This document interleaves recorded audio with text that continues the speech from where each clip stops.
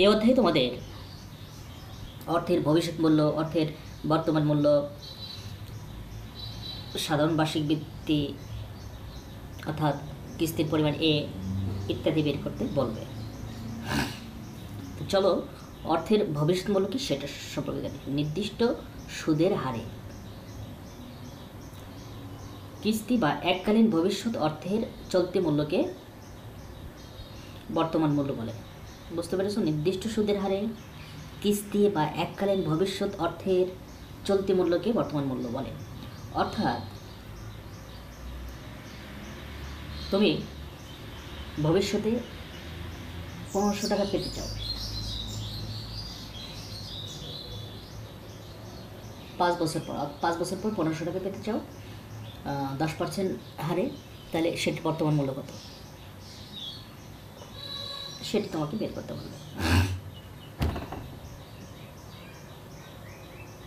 অর্থের ভবিষ্যৎ মূল্য কি?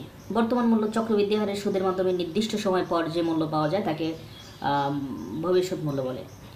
অর্থাৎ তুমি আজকে 1000 টাকা 5 বছর পরে কত টাকা হবে সেটি বের করার নামই হলো ভবিষ্যৎ মূল্য। এখানে দুভাবে সুদ আসে, একটি হলো সরল সুদ আর একটি হলো চক্রবৃদ্ধি সুদ।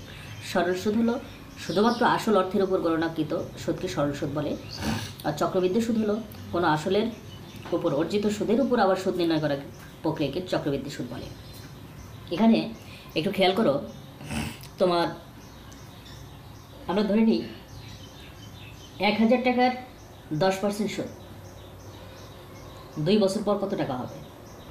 যদি আমরা সরল সুদে নির্ণয় করি তাহলে 1000 টাকার তুমি 10% দাও, তাহলে হবে 100 টাকা। 100 টাকা আর 1000 টাকা, তাহলে প্রথম বছরে হলো 1100 টাকা, দ্বিতীয় বছরে সেটি হবে আবার 1000 টাকার উপরে 10% আবার 100 টাকা, তাহলে হলো 1200 টাকা। অর্থাৎ শুধু আসলের উপর সুদ গণনা করা হবে। কিন্তু চক্রবৃদ্ধি সুদের ক্ষেত্রে তোমাকে অবশ্যই প্রথম বছরে 10% দাও, তাহলে হলো 1100 টাকা। 1000 টাকার উপরে 10% হলে 100 টাকা, অর্থাৎ 1000 যোগ 100 তাহলে 1100 টাকা। কিন্তু চক্রবৃদ্ধির ক্ষেত্রে আবার 1100-র উপরে তুমি আবার পার্সেন্টেজ করবে 10%, তাহলে হলো 110 টাকা। তাহলে হলো 1100 প্লাস 110 1210 টাকা হবে। চক্রবৃদ্ধির ক্ষেত্রে একটু সুদের পরিমাণটা একটু বেশি হয়। এবার বার্ষিক বৃত্তি কি? নির্দিষ্ট সময়ে সমপরিমাণ অর্থ গ্রহণ বা প্রদানকে বার্ষিক বৃত্তি বলে। আবার বলি, নির্দিষ্ট সময়ে সমপরিমাণ অর্থ গ্রহণ বা প্রদানকে বার্ষিক বৃত্তি বলে। বার্ষিক বৃত্তি দুই ধরনের হতে পারে। সাধারণ বার্ষিক বৃত্তি, যে বার্ষিক বৃত্তি প্রত্যেক সময়ের শেষে প্রদান করা হয় তাকে সাধারণ বার্ষিক বৃত্তি বলে। প্রদেয় বার্ষিক বৃত্তি, নগদ প্রবাহ সময়ের শুরুতে সংগঠিত হওয়াকে প্রদেয় বার্ষিক বৃত্তি বলে। একটা হলো এন্ড অফ দ্য ইয়ার থাকবে, আর একটি হলো বিগিনিং অফ দ্য ইয়ার থাকবে। আরেকটি আছে, যে বৃত্তির নগদ আন্ত ও বহিঃপ্রবাহ বছরের শুরুতে সংগঠিত হয় তাকে অগ্রিম বার্ষিক বৃত্তি বলে। চলো আমরা ফিউচার ভ্যালু কীভাবে নির্ণয় করতে হয় আমরা 2-1 অঙ্ক করি, এবং কীভাবে নির্ণয় করতে হয় সেটা আমরা 2-1 অঙ্ক করি। এখানে লক্ষ্য করো, AB bank limited pays 12% interest on deposit which is compounded quarterly. It 50,000 is deposited today. Find the amount that will stand at the end of 8 years. এটি 18তে এসেছিল তোমাদের জন্য। এখানে তাহলে দেওয়া আছে 12% ইন্টারেস্ট, কোয়ার্টারলি মানে এম এর মান 50%, 50,000 এখানে হলো প্রেজেন্ট ভ্যালু, 8 ইয়ার্স হলো সময়। তোমাকে বের করতে হবে find the amount that will stand, কত টাকা হবে 50,000 টাকার 8 বছর পর 12% সুদে কত টাকা হবে। চলো আমরা 50 future value equal to what, PV equal 50,000 টাকা, আয়ের মান 12%, এন এর মান 8 বছর, আর এম এর মান হলো 50,000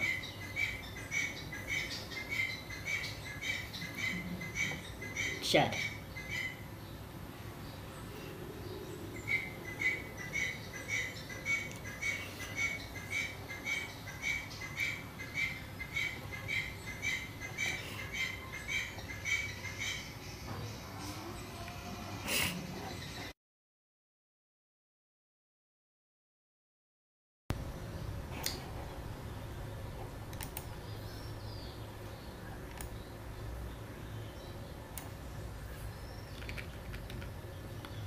তাহলে ওই না F V equal PV into 1 plus I divided M into M N.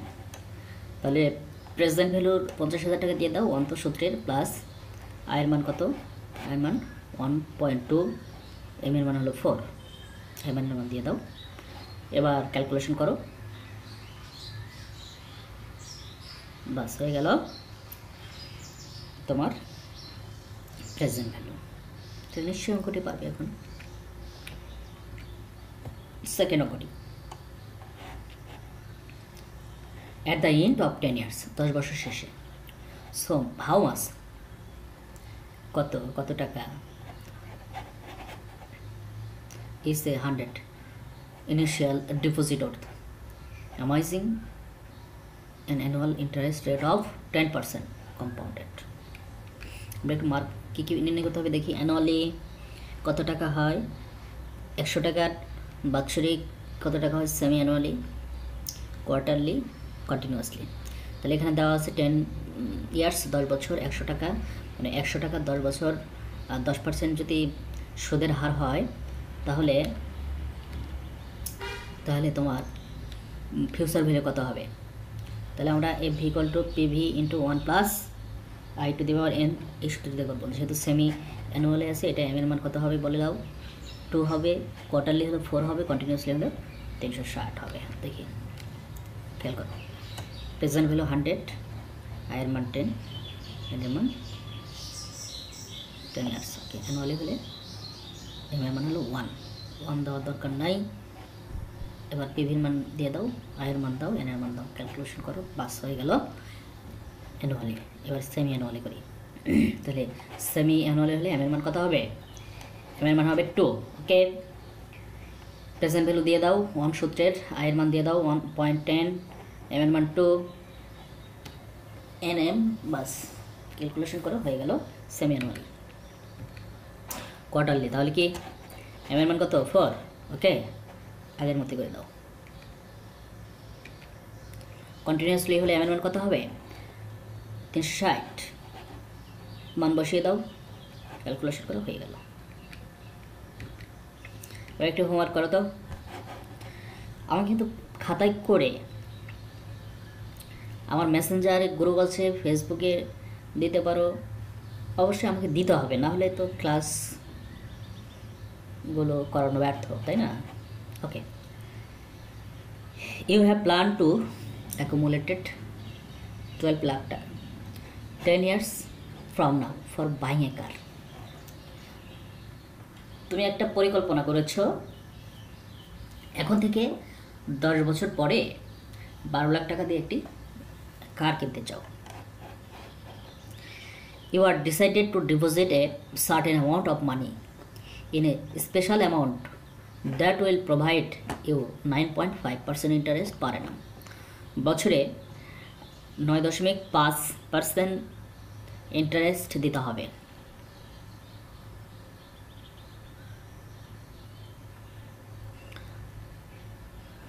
তাহলে প্রশ্নটা হলো, what will B your annual deposit at the end of each year?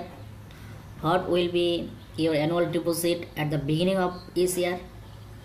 What will be your half yearly deposit? এখানে খেয়াল করো,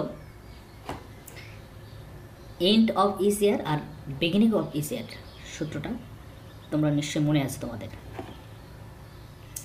beginning যখন হবে তখন 1 plus I to the power 1 plus I বেশি হবে। আমরা এখন মার্ক করিনি কী কী আছে আর কি নির্ণয় করতে হবে। এখানে 12 লাখ টাকা আছে প্রেজেন্ট ভ্যালু, 10 ইয়ার্স মানে 10 বছর, এখন থেকে 10 বছর পর। ইন্টারেস্ট আছে 9.5%।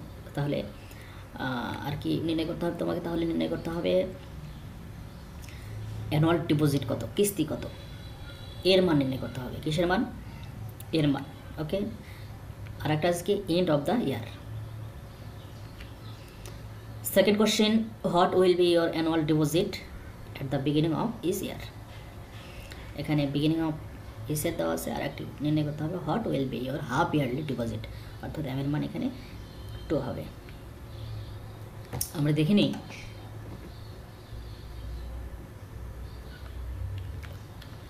সরি, এখানে এটি হলো ফিউচার ভ্যালু। ওকে, 12 লাখ হলো ফিউচার ভ্যালু।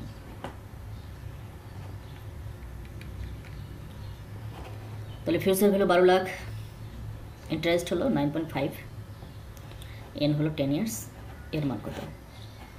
ওই now F V equal A divided I 1 plus I to the power n minus 1।